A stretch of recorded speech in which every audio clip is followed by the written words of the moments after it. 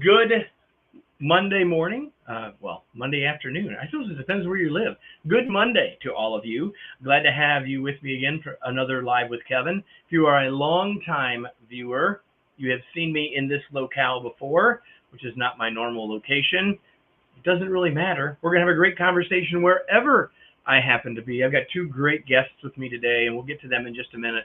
But if you're joining me live today, I'm so excited that you're here.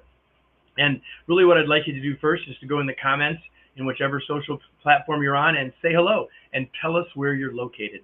I would love to know that. I know my guests would as well. And so if you can do that for us, we'll be golden. I've got one little challenge here. Give me 1 second here. I think that should solve it. And so with that, let me tell you, while I would love for you to tell us where you're at, what I'd really love for you to do is during the course of our conversation to engage with us. So I want you to imagine that you were joining my guests and I around a table, we're having a cup of coffee or whatever, and if you had a question in that moment, you would ask it, right? If you had a comment, you would share it. If you had an idea, you would offer it. You would just do that naturally in the course of that moment. I want you to think of this like a virtual conversation where while there's not an actual table, there's not an actual table with my guests and I either. So seriously, if you have a question, you'll make it a better conversation if you'll share it. I hope you'll do that. And eventually, not only will that make it better for you, but you will help contribute to what will become a better podcast. You can probably see up over my shoulder that this will eventually be an episode of the Remarkable Leadership Podcast. So with that, I'm going to do the connection to where we will break this to start the podcast episode. So Marissa, this is for you in 3, 2, 1. Leadership is complex and has been studied for a long time. But how do we bring all that has been learned about it and connect the dots for leaders in the real world? Well, because you're watching or listening, I know you care about being a more effective leader. And so we're here to help you figure out how to connect those dots. We're going to do that based on research today, which makes it all the better for our own learning and growth.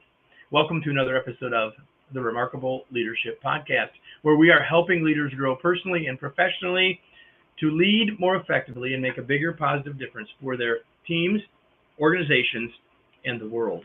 If you are listening to this podcast, you could have joined us live.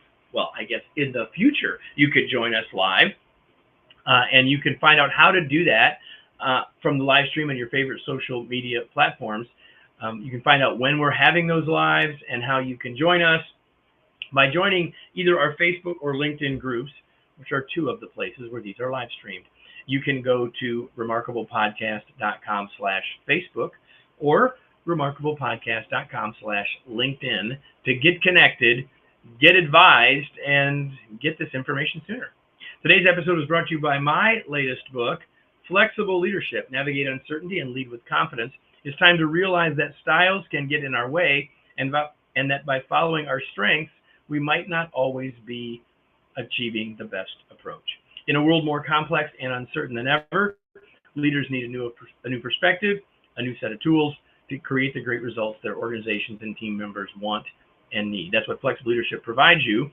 Learn more and order your copy today at remarkablepodcast.com/flexible. Well, with that, it seems like it's the logical time to bring in my guests. So let me bring them on stage one at a time, and then let me navigate back so I can introduce them appropriately. Let me do that. My guests today are Margaret Moore and Jeffrey Hull. Margaret Moore, MBA, blends leadership, coaching, and science, including 30 years in C-suite roles, co-leading 4 successful startups in biotech and coaching, and 2 decades of professional coaching and coach training. For 25 years, she's been a prolific translator of science into coaching, training, and leadership practice. Jeffrey Hull, PhD, has focused on leadership for over 30 years as an HR leader with multiple corporations, co-founder of a leadership development consultancy, a nonprofit executive director, and coach to leaders across the globe. He brings years of translating science into leadership as a consultant, psychologist, and teacher at New York University and Harvard Medical School. Together, They have written a research-based book titled The Science of Leadership, 9 Ways to Expand Your Impact.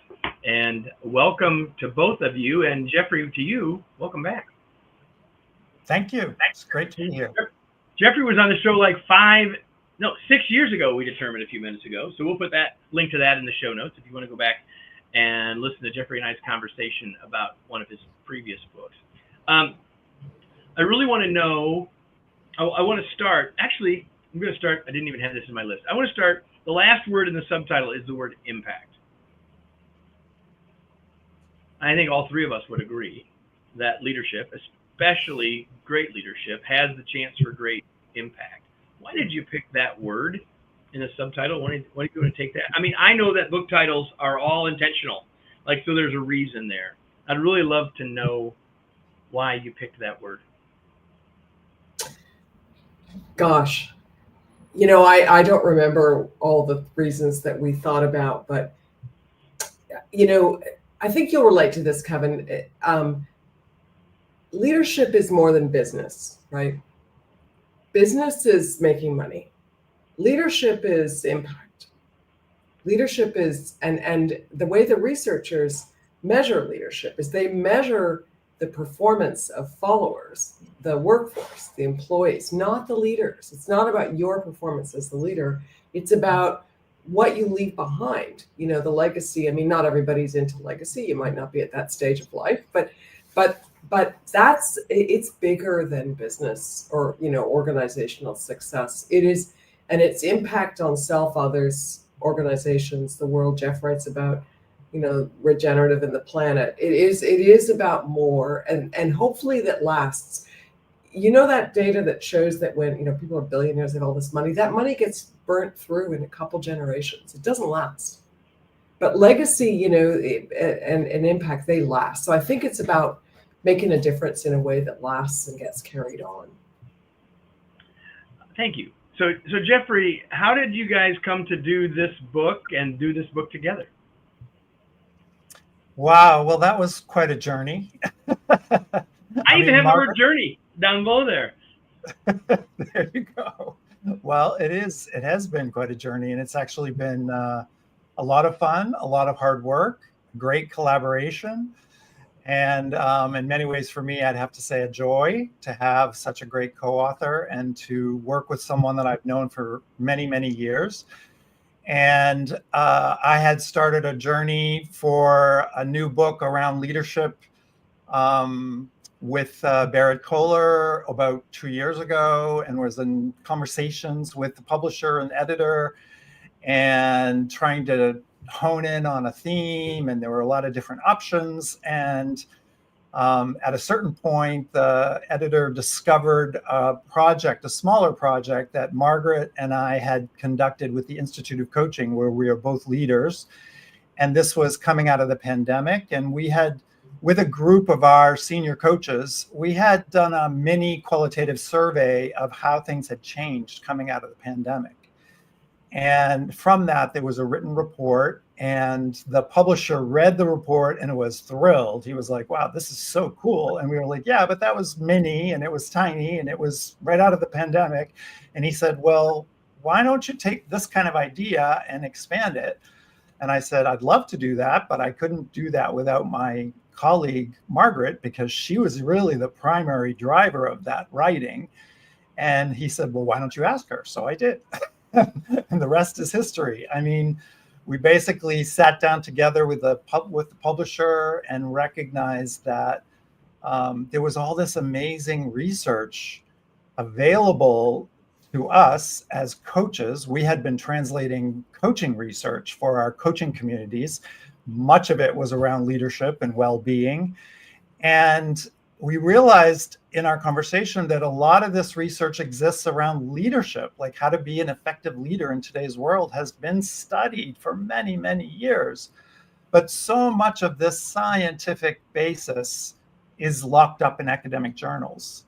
And I don't know about you, but I think it's safe to say that most of my clients do not spend their time reading academic journals on leadership. So it just became an obvious opportunity and for us to step back and translate this research into something useful, accessible, and to a certain extent with a coaching mindset, because we're both coaches. We're not academic researchers, but we have been involved with the science underpinning coaching for years. And so it was just a natural evolution. Let's look at the leadership literature and then find a way to create an accessible, usable, practical approach that brings this work, this really profound research, to the mainstream audience. Margaret, anything you want to add to that before I ask you the next question?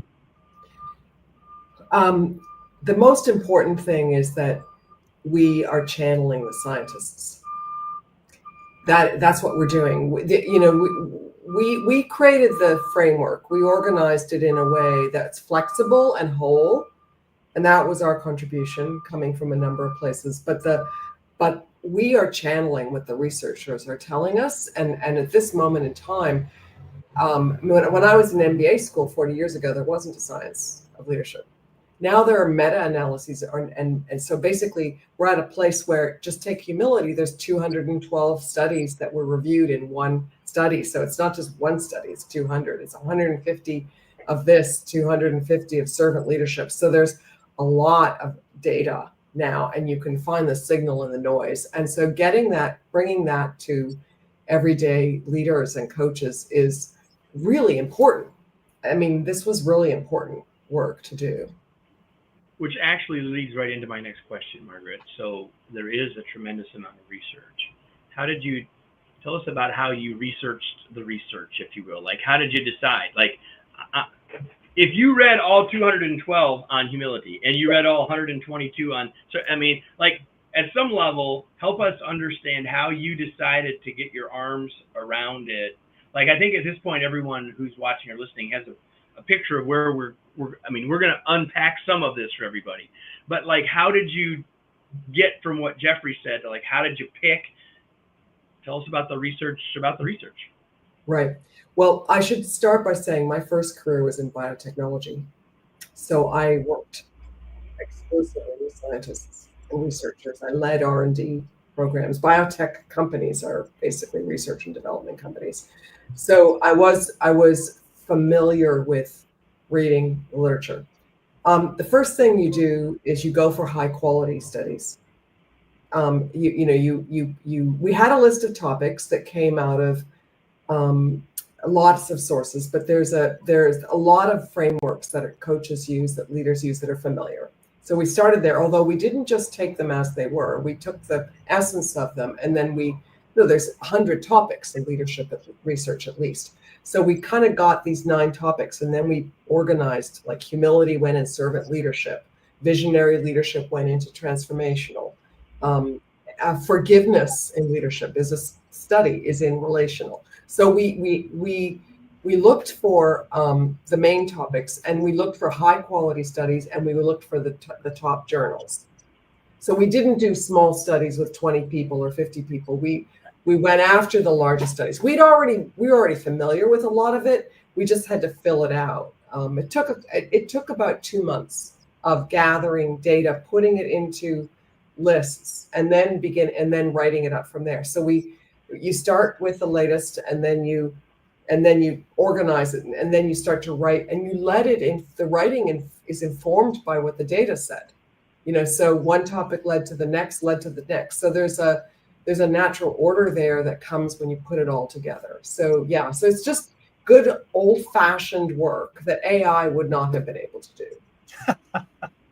Well, I wondered if you'd say that. You talked about the framework. There are nine capacities. We'll talk about those in a second. But you started there, like you had done some things to do that, and then brought the research in, as opposed to the other way around. I'm not complaining.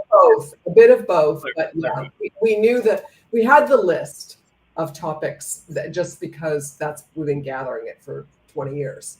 What are and also there are topics that are common to coaching and well-being. That's the interesting thing. Even though we stayed with the studies on leadership, they're both very familiar to us, because we know about positive psychology, and we know about relationships, and we know about transformation, and we know about agility.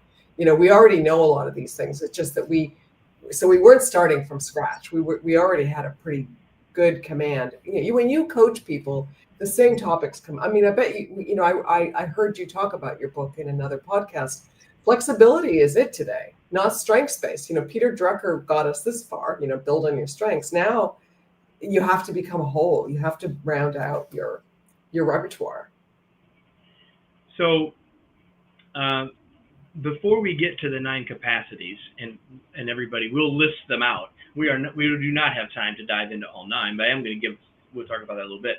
But before that, you've identified that within the 9 capacities, they fall into, I'm going to say, 3 segments or 3 focus areas. So Jeffrey, tell us about those 3. They really map with what we talk about. We use different words, different words. But I'd love for you to talk about those 3 segments and why they're all important, back to this word impact.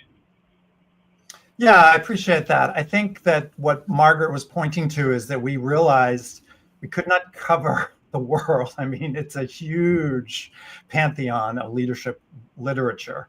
So you have to keep in mind that as we went through the journey of reviewing the studies, we also had a coaching mindset throughout the whole time. And we were thinking about, how does this apply in our coaching, that we work with leaders?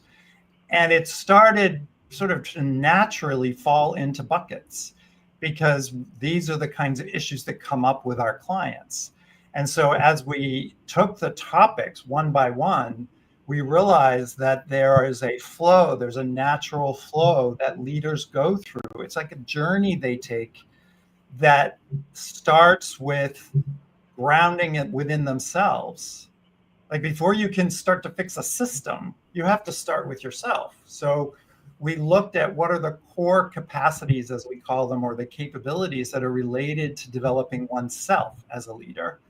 And then it felt natural to evolve from internal to external. And as we looked at those domains that are external, it became very clear that the first level of that is your team, is your relationships with the people you influence, the people you impact directly, like right around you, your colleagues, your peers, your direct reports.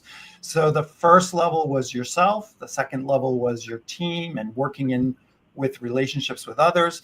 And then ultimately, when we looked at the most sophisticated research, it starts to look at the bigger picture.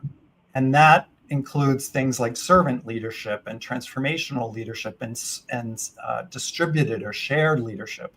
And that's shifting from sort of an I to a we mindset and looking at the bigger picture. And it became kind of natural that as we work with leaders, those are the stages we go through in coaching. So why not make the journey in the book applicable to the way it is in the real world? Sounds logical. So you talk about self, others, and organization. Right. I use 3 O's: outcomes, others, and ourselves, and they really map. I mean, they're the same. Love that. They're the same thing, right? And so, what I'd like you to do now is, so there are 3 of the capacities, as you just said, Jeffrey, in each of those 3 areas. So, Margaret, here's what I want to do. I want you all to give us. I'll have you go back and forth. Like, we'll do the first 3, Margaret, then Jeffrey, you can do the next 3, etc. But what I just want a couple of sentences about each, because we really, by the way, everybody, you're going to want a copy of the book. So you might as well just take care of getting that ordered now. The Science of Leadership: 9 Ways to Expand Your Impact. If you're with us live, it's coming out in about 2 weeks. And if you're with us after the podcast comes out, it's already out. So go ahead and get your copy. So we're not going to go deeply into each one, but I want everyone to know sort of what the framework is. And then I'm going to ask you some general questions about them. So Margaret, tell us about the 3 that are the self-focused 3. Well, good. So it starts with conscious, which is that you are present, you see clearly, you're calm, and you're objective. And those are hard things to do because we have all this emotional noise and busy mind here. And so it maps to mindfulness, it maps to self-awareness.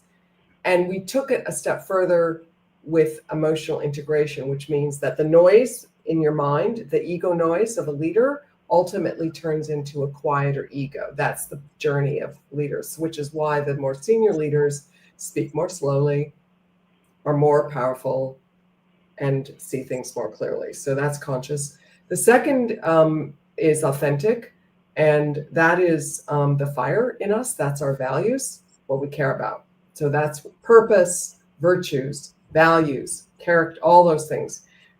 They sit in a lot of different frameworks, but authenticity is really the starting point. But the second piece is that you also really care about the authenticity of others. So that's the heart. The agile is the basis for everything, as you know. Your brain, you need to be mentally agile, going from big picture to little details, up and down the elevator, many times a day. You've got to go from adversity to resilience. You need to go from one extreme of a conflict to the other.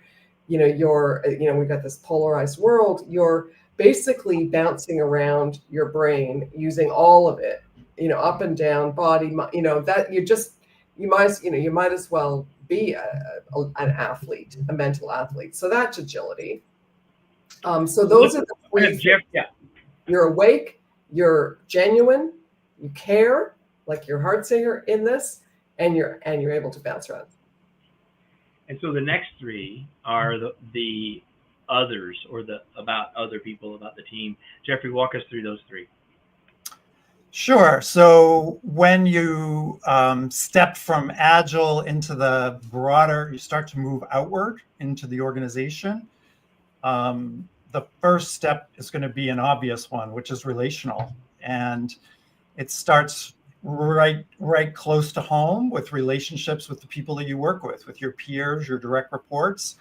And it looks like things like coaching and mentoring and creating a space for psychological safety.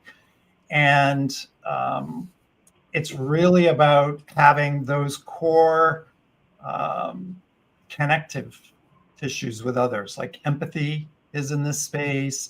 Mm-hmm. And we love the research of a colleague of ours named Colin Fisher, who did some wonderful work on how not to be a micromanager. And just to give you one taste of the research, he and his colleagues studied project management, and they came away with two key themes, which are really, I find them very profound with my clients, which are guiding rather than dictating, and path clearing, like clearing the path for your team to be able to follow through. So those are sort of relational activities that you get engaged in. The next is positive psychology, or positive leadership. And this we call strengthening, because it's really, how do you create an environment that elevates the capabilities and capacities of all the people that you interact with? And this is where we do a pretty deep dive into positive psychology. And this has been around now for 20 years. And there are core principles of positive psychology around efficacy, meaningness, motivation. And so the research in positive psychology is incredibly helpful for coaches. And we tried to distill it down to sort of the core premise that leaders can use to bring a qualitatively optimist type environment and stay also away from what we would call toxic positivity, which is, the rose-colored glasses, or everything is always wonderful. It's not about that. It's about being realistic and optimistic and building resilience and competencies. So that's the positive domain. And then the third level in the sort of next outer domain is compassionate leadership, which is a relatively new kid on the block in terms of research. And I think Margaret and I kind of debated, like, where would we put compassion and how does this fit in? But what we came to realize is that compassion is sort of this integration of all that has come before: consciousness, agility, positive, relational, and then beginning to see how that impacts the wider world. And we chose to use the word resonate. Like, if you're really a compassionate leader, you will be able to resonate with the pain, the suffering, the challenges, the traumas that we all go through as human beings. And to actually get to that place is more than empathy. It's broader, it's deeper, and it's truly a more sophisticated way of being in the world. And there's some really good studies around compassion. It's becoming, I would say, it's sort of one of the more recent areas of research. So those are the three in that domain, moving outward. And then most everyone who's here is what I would call a capital L leader. You have a leadership title or role of some sort. And so at some point you have to talk about this third segment, this third domain, that being Absolutely. The organizational results piece. So Margaret, why don't you talk about the last three? Let's do that. Yeah. Well, the next one, I was just doing a workshop on this in Mexico last weekend, and this one had the lowest score. Leaders. So shared leadership. So shared leadership is where, as a leader, before you proclaim from your perch the vision, the purpose, and the strategy, you in fact share the process of building those with not just the top C-suite and the top SVPs and EVPs, but you get it down as far as you can go. And there's a wonderful story. It's called Open Strategy, that was done with a European insurance company with 50,000 employees. Brand new CEO, stock price doing terribly. He had 4 months to turn it around. He got a group of 40 frontline, like shop floor, like people in the insurance company. It took them 4 months before they could talk in his language, before they could actually share their ideas in a way that was system-wide. And when they put out their new strategic plan, the share value went up $18 billion. So it's worthwhile, but it took months to get these people who are not used to talking the language. So that's like shared leadership on the front lines, is that because as a leader, you say, I don't have time to bring these people along. They don't understand what's going on in the world. They've only got, this bird's eye view.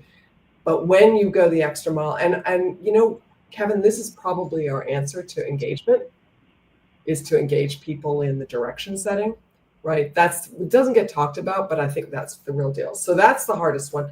Servant leadership is hard because and most of us do this in small doses, we're not Mother Teresa, but you really are in this place of service. And you're humble. You forget about yourself. You're there to help others do their best. And so we all could use a little more of that. And it's a bit more than authentic values, because your values still might not go as far as service. The last one, which is the penultimate, because everything up until this point makes it go better, is transformational. It's the most studied leadership topic. It's actually boring because people have known about it for so long. 40 years it's been around. Bernard Bass, who founded Leadership Quarterly. But it turns out there's lots of things that you can add to it. There's now a science of inspiration. So if you're going to be an inspirational leader, what do you do to make that happen? How do you get people to lift their feet off the ground, turn the light on, and see possibilities they've never seen before? Now there's some ways to do that.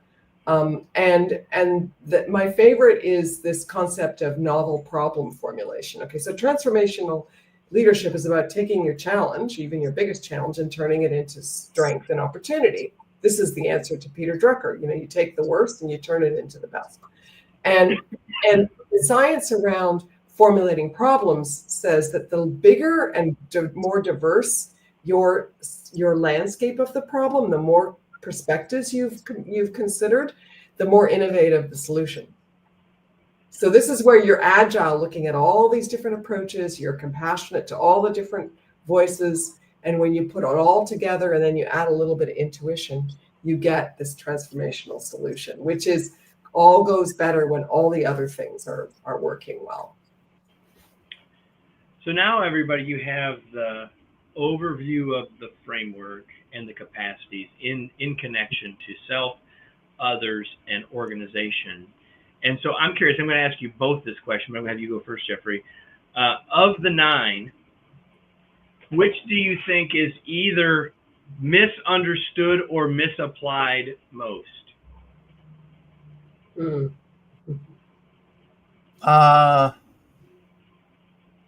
the two that pop, I'm not sure I can give you one. Okay, go ahead.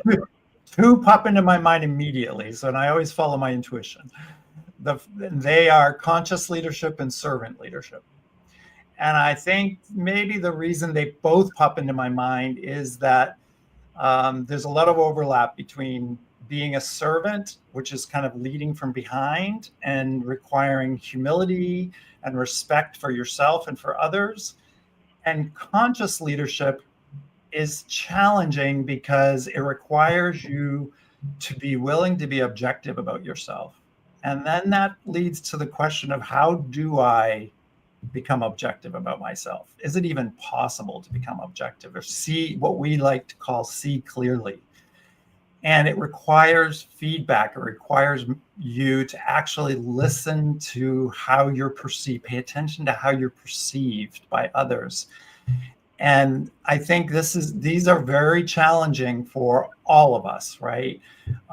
We may think we're in service of a bigger picture, but we may not be aware that we're being kind of autocratic, or we are taking up a lot of space, or we're not listening, or we're spending all our time on our phone. All of those things are connected, right? Because if you're not aware and present to how you show up in the world as a leader, your physical, your emotional, your mental state, you can't really come across as a true servant.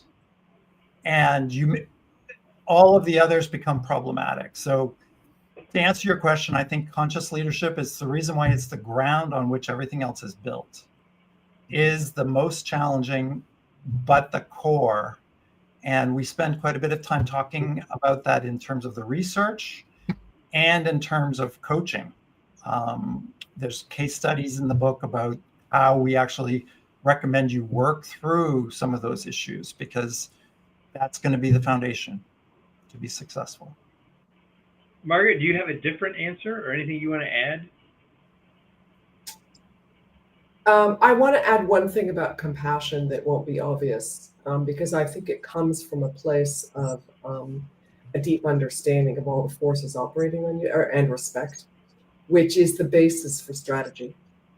So compassion, if you really understand and listen to and respect and appreciate, and you don't treat one group differently than another, and you really get it all, you are primed for the best possible strategy. So I don't think it's obvious that compassion is the basis for great strategy. So I would add that. And then the one thing that we're bringing to everybody's attention is this concept called a quiet ego. And I want to point that out as well, because right now we don't have a lot of role models of quiet egos. There's a over-indexing of our emotions, as if that they're really important for everyone to experience them, and that's not true. The most impact you can use your emotions, but they're like a dog on a leash. You only let it run once in a while. And I think that the better you are at bringing a quiet ego to the fore, the more impactful you are. You use the noise once in a while, but you use it very carefully. I want to say to everybody listening that I actually had a lower third I could have put up there about ego, and you answered it, and you mentioned it earlier, and you mentioned it again, Margaret. And so I hope that all of you who are listening did a mental underline of that. I find, having done around 500 of these, that there's usually at least one thing from an episode that is the thing that I will remember and connect to my guests. And I'm confident from reading the book. There's lots of things I love about this book, and you've done a real service around what you've done around researching the research, as I said earlier. But it's this idea of the quiet ego, or quieting our ego, is probably the thing that I will personally take from our conversation and from the book as probably the biggest thing. I think it's a really important point. You've talked about it in a really useful way, both in the book and in what you just said, Margaret, so I really appreciate that. Before we finish, I have a question that I always ask. I'm going to ask both of you, and I guess it's your turn, Jeffrey, so you get to go first. You already talked. This is the only thing that everybody, that that everybody that's listening knows. They knew I was going to ask what I'm about to ask. And Jeffrey said, "Well, I've got like 8." I said, "Well, maybe don't give us 8."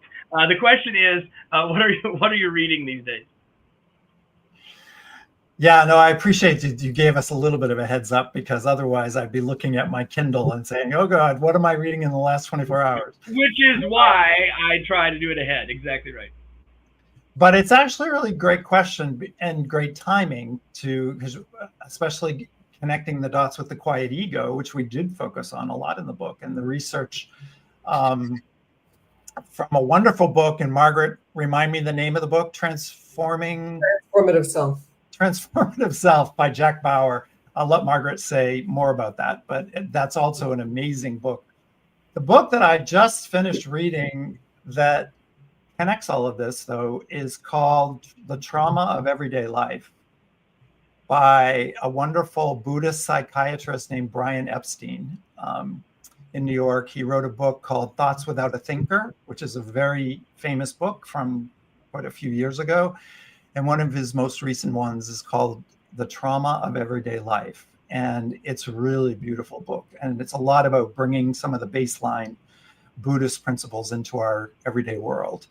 And then I'll quickly mention another one that I love right now called Rise Above, which is written by a good friend of mine and of the Institute of Coaching, Barry Scott Kaufman, who is best known for sort of updating Maslow's hierarchy of needs with his recent book on the transcendent self, I think it's called. But his newest book is called Rise Above, and it's also really, really excellent approach to bringing what he calls moving out of a victim mindset. So I encourage you to read both of those, along with ours. All right. Well, absolutely. Margaret, what are you reading these days? Right. So there's a wonderful new documentary out on Mark Twain. So start there, because he's an amazing cataloger of the human experience. And I'm reading the new book called James. I just barely started, Percival Everett, which is the Black person's perspective on Huckleberry Finn. So I'm looking forward to that as a mind expander. The other thing is that I'm reading a lot about AI, including Harari's new book. So I do think that humans are downloading into the AI psyche their own patterns. So, like if you just compare different AI services, they have different personalities. And I think our book provides a simple framework for people developing AI, for people developing AI, for AI to help leaders and for AI to lead. I think we have to make a conscious effort to download into the AI psyche what we need, and not this competitive. I describe a lot of AI like a virus, which means it's got the energy of wanting to take over its host. You can feel it. But the living world is one of cells, and cells live in cooperation with their fellow cells. And we need to turn AI into more of a living, cooperative, collaborative mode. And I do think that requires real leaning in. And so I'm trying to understand the zeitgeist, including coaching AI leaders as much as I can, to do what we can to help human leaders lead AI. We've been talking with the authors of the new book, The Science of Leadership: 9 Ways to Expand Your Impact. And I know that you can learn more at scienceofleadership.com, but either of you want to tell us a little bit more about where they can connect with you, where they can learn more, or is there anything else that you want to tell us about connecting and reaching out to you before we finish up? I just want to thank you for this great conversation, mostly. You've got the website there on your screen, and the book comes out July 15th, so it may already be out or not, depending upon when this gets, when you get a chance to see this. And I think I would just add that we love being in dialogue with our readers. as we've loved being in dialogue with the researchers. As Margaret said at the outset, this book has been kind of an honoring of the scientists. And so if you are a researcher or you actually are interested in that side of things, reach out to us. I'm on LinkedIn. Margaret's on LinkedIn. We love conversations. We're coaches, so we're people persons. Writing books is not our primary focus. So we look forward to hearing from everyone. Scienceofleadership.com, everybody. Now, before we finish, I'm going to ask all of you the question. I'm done asking my guest question. I'm going to ask you a question. It's the question I ask you every single episode. If you've been here before, you know what I'm about to ask you. The question is, now what?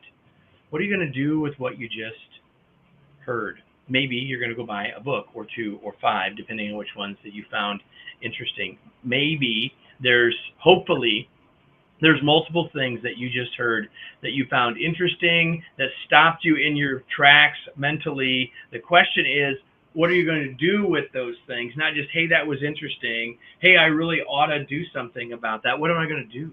What are you going to actually do? What action will you take? Because until you take action, until you move from knowing to doing, nothing's really significantly going to change. And so I encourage you to do that. When you do that, you get far more value from the time that you just spent with us.